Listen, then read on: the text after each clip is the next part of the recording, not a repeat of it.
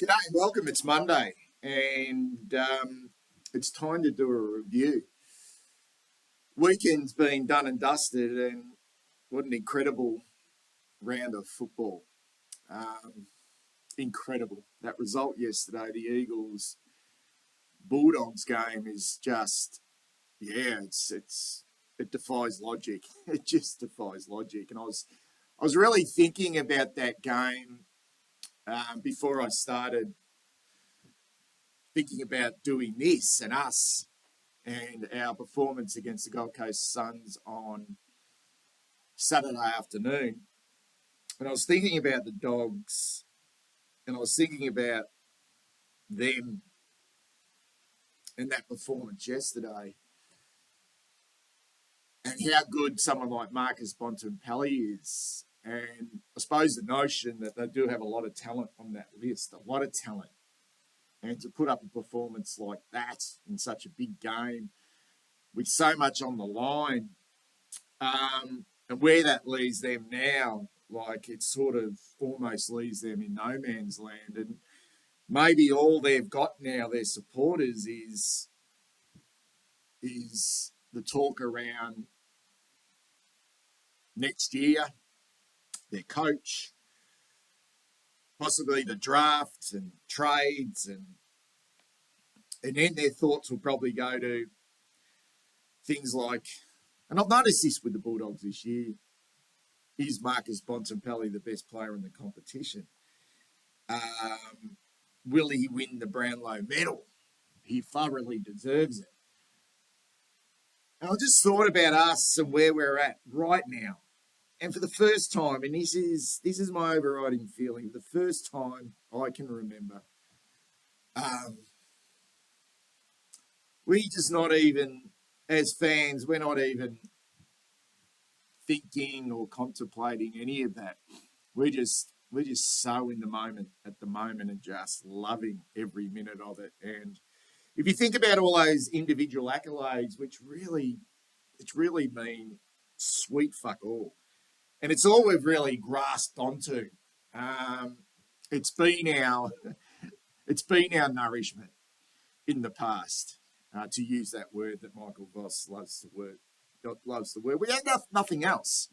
Our seasons, last year went right down to the wire, but then once the disappointment went, we were then starting to talk about trades and drafts and the individual accolades, Brownlow medals, Coleman medals, AFL Players Association MVPs. I've written them down. AFL Coaches Association Player of the Year Award, Rising Stars, Mark of the Year, Goal of the Year, All Australians, Under 22 All Australians. The list goes on and on and on.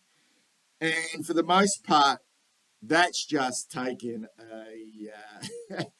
that's taken a back seat, and so it should, because we've got a really good team to follow, and it's making me extremely happy. That really is, because that's the way it should be. I personally hate all the talk around trades and drafts and All Australians and Brownlow medals and Coleman medals. And I understand Charlie's right in the mix. Understand all that, but that is just such an afterthought.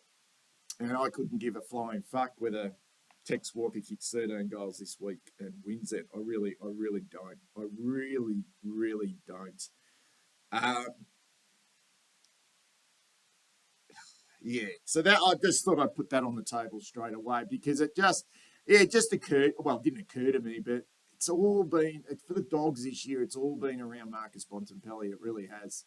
Marcus Bontempelli this, Marcus Bontempelli that, Marcus Bontempelli this, and it just, and that's what they've. There's still a chance to play finals football, and we might even face them in an elimination final.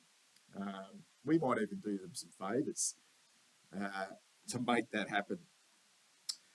But I'm not even thinking about it at the moment. I am fucking thoroughly enjoying this phase. This phase, which feels really sustainable.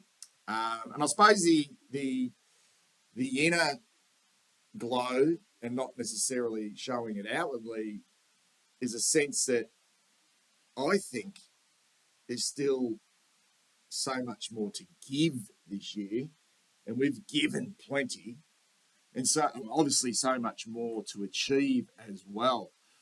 And it can't just stop now. But to be there, to finally get there, um, is a terrific achievement in its own right, considering where we've come from, particularly this year. The game on the weekend, and I was significantly worried and really wary of this trip to the Gold Coast Suns.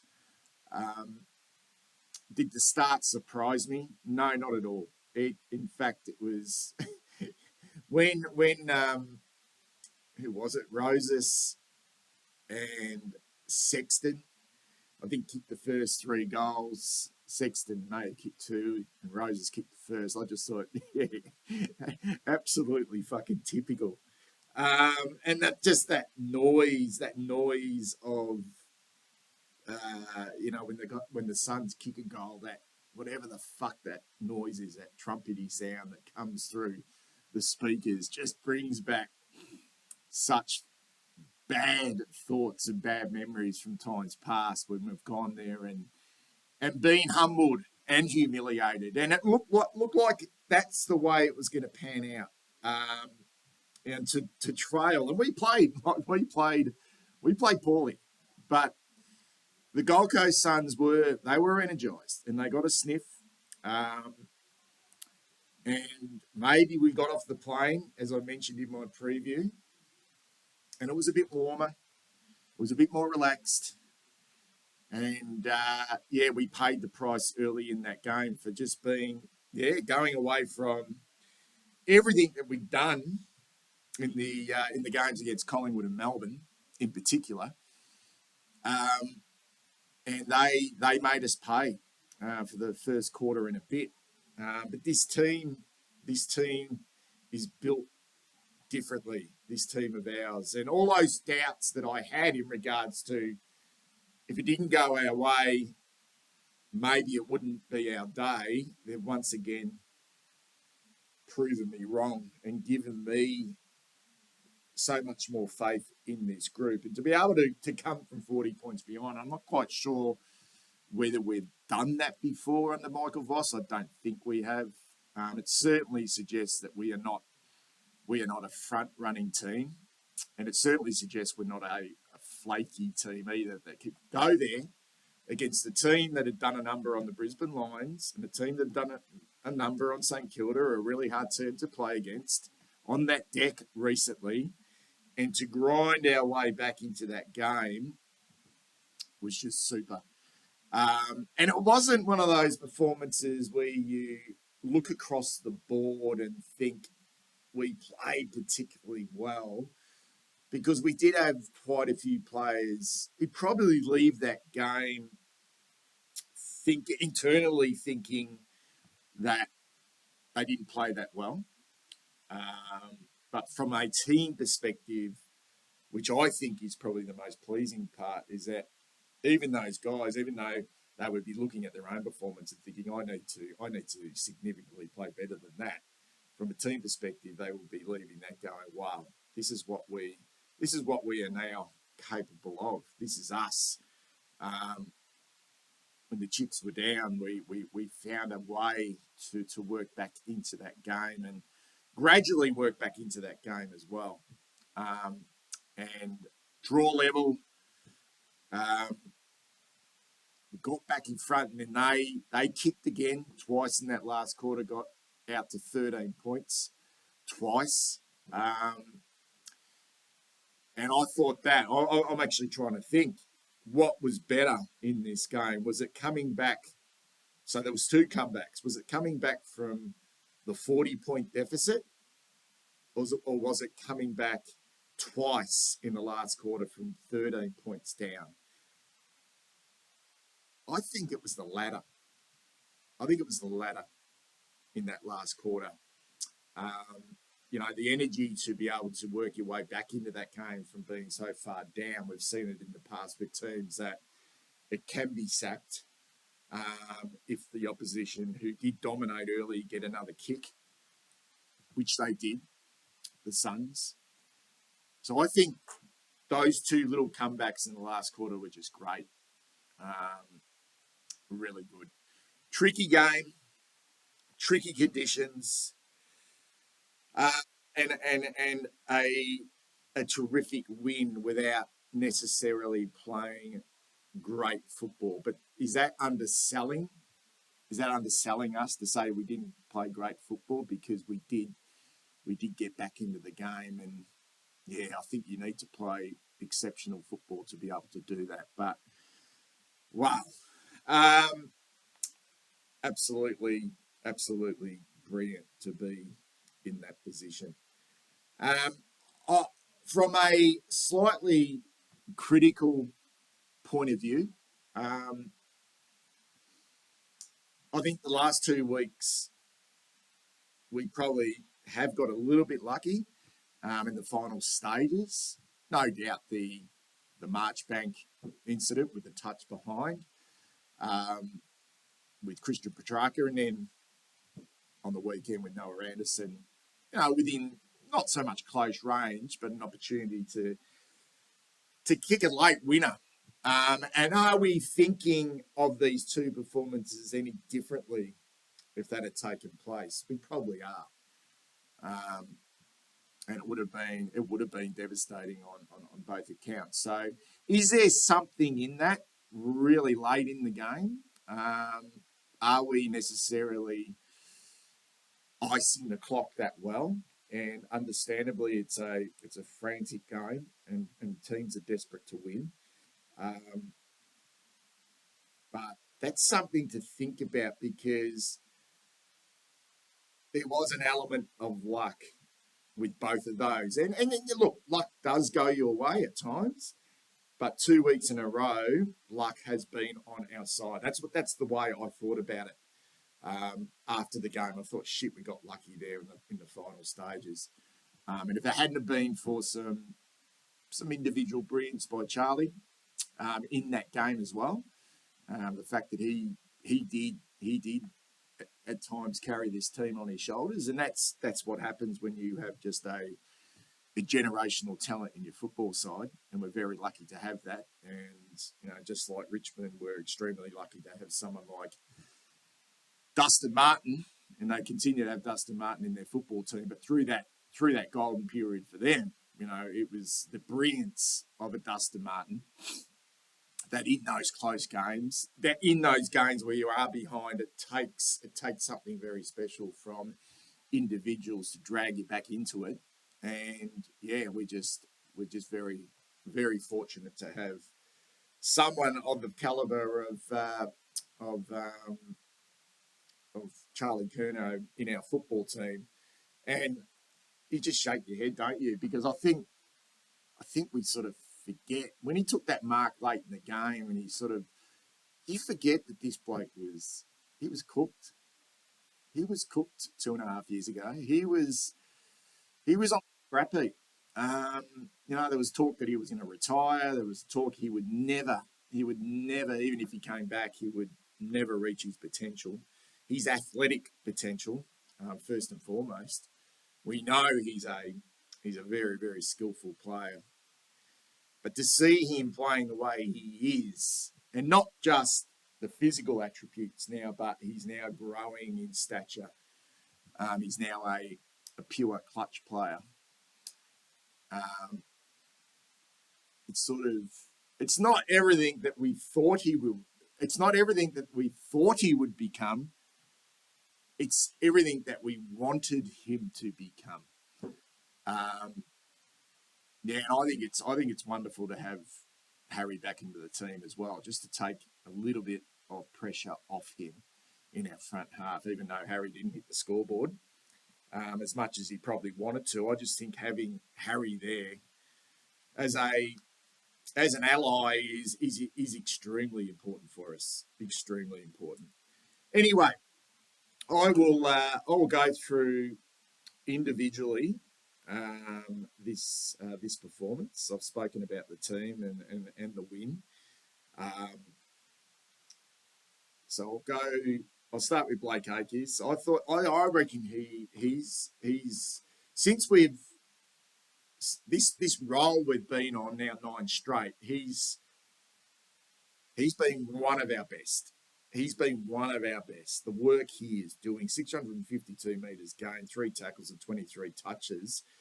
It's a big, big afternoon. He doesn't necessarily, a 3-goal assist, doesn't necessarily use the ball well, but he's so fucking important to us. I thought he played a great game. Chincotta, solid. He's been solid. Could have we got more from him offensively? I think we could have. Good thing about the situation we're in at the moment is someone like Alex Chincotta needs to continue to play well, because what's happened is Zach Fisher's come in, and although Zach Fisher's probably not a great defensive player, he's certainly giving us something offensively that others haven't. And now Alex Chincotta will be thinking, well, Jordan Boyd's in the wings, and I needed, yeah. And that's a competition for spots are very fucking real. And we know that Jordan Boyd's a good defender and a reasonable ball getter and uses the ball quite well. So didn't think it was a great game by Chincotta, but I didn't think it was a poor performance either. Cottrell, I mean, you look at his stats, 11 disposals, but he hit the scoreboard, an important goal when we needed it in that third quarter, I think it was, but only had 169 metres gained. But his energy is really important for us. Cripps just had a down afternoon. He looked to be labouring, looked to be sore, came off, didn't give us a lot, just the 14 touches. Did though, even under duress, he was still able to play the 8 tackles. And you look at the disposals and not necessarily look at the defensive work that he was doing. Cunningham, I think the last 2 weeks he's been a little bit down. Just the 2 kicks. We know he is creative, but yeah, it's a tricky one because he's been really good. But there are players waiting in the wings to take his spot. Whether that happens this week, I'm not quite sure. But I just think you need more out of a player such as David Cunningham than just the 12 disposals. Curnow came on late, provided a little bit of run with his 7 disposals. I've mentioned Charlie, unbelievable game, just unbelievable, really. In fact, probably his best game for the season in regards to importance, and when we needed him, just stood up in such important moments. And that kick late in the game to hit Charlie lace out, running into open goal, is as good as you'll ever see. As good as you'll ever see. Yeah, absolutely brilliant. Doherty to come into that game a little bit, a few question marks on his calf to come off last week,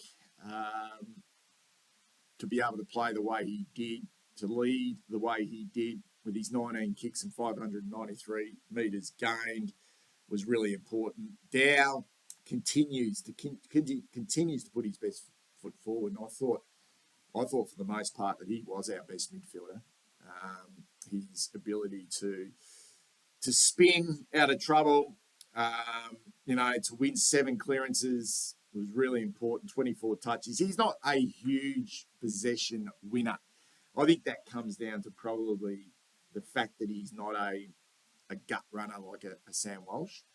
But his impact can't be undersold at the moment, and it's going to be a really brave decision to leave Paddy Dow out of this team over the coming weeks. I'm really liking Zach Fisher. I really am. I think he's found a spot at the moment in our back half, and it sort of reminds me a little bit about a little bit of what the Tigers sort of did with Butcher Hooley. He's not necessarily a really strong defensive player. He's not useless, but it's not like he's down there to necessarily put the clamps on a small. but he just looks more comfortable with the ball coming towards him and playing behind the ball. And his creativity by by uh, by hand, not just by foot, but by hand. He's had a split of 14 and 14, 28 touches. Some of his deft touches by hand were great. And we're starting to now get some high possession players behind the ball, which is really important for us as well. Another solid display by Hewitt with 10 tackles. That's in a game like this where you don't. They started off really strongly, and we've got to dig in. We've got to dig in. Um, and him and Cripps together, 18 tackles between them was important. It really was. Not huge numbers. Hollands, yeah, I think he's another that might be looking over his shoulder, and I don't think that's such a bad thing. I really don't. He's had a couple of quiet weeks.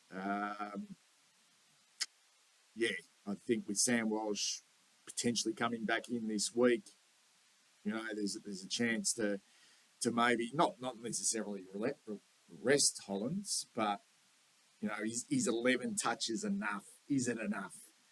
I'm not quite sure it is. Kemp's I think he's just been really, really consistent. I think his consistency's been the big thing for us. Just getting the job done. I'm trying to work out who was sort of playing on David Swallow at kick 4. It was a bit of a headache for us. It was at times a sort of a combination of Marchbank, maybe Kemp at times as well. But Kemp's just consistency has been really important for us. Marchbank, mentioned him, did some nice things, but had a few kicked on him. Martin was superb, absolutely superb. What he was able to do with his 4 tackles in the front half, 14 disposals, kicked a couple of really important goals, looks switched on, looks engaged, looks super focused at the moment. Harry will be better for the run. It's simple as that. He'd be better for the run, and he would enjoy getting that one under his belt. And I like the fact that if it gives us an outlet up the ground. We saw Harry up the ground at times, and we saw Charlie up the ground at times as well. That's a very, very difficult part of the ground at times for the opposition to defend if you've got those types of guys that are really, really difficult to outmark, and both Harry and Charlie are. They can, obviously really good contested grabs and provide a contest down the line. And I look, we just need him. Motlop really good again. Just fucking good. He's kicked, if you think about it back to the St Kilda game, he was the one who kicked that goal when the flow of the play was against us in that second quarter where the Saints had got away. It was Motlop who took the game on through the middle of the ground and took a couple of bounces and kicked a lovely goal. And he did exactly the same thing in this game. I think his defensive pressure has definitely lifted since he had a little bit of time out. 5 tackles is good for a small forward. 17 disposals. Has he had that many before in a game? Which shows he can win the pill. But his goals were super important. I'm not going to even go into Nick Newman's game. It's just incredible, his consistency and his impact behind the ball. I reckon if we do go a step further this year, and if everything just fell our way, back on this year by Nick Newman as one of the great years. It's just one of those ones where you would look back at a player and go, and then maybe 10 years down the track, you'd look back and you'd go, remember 2023 where we won the flag and where we came from? Remember Nick Newman?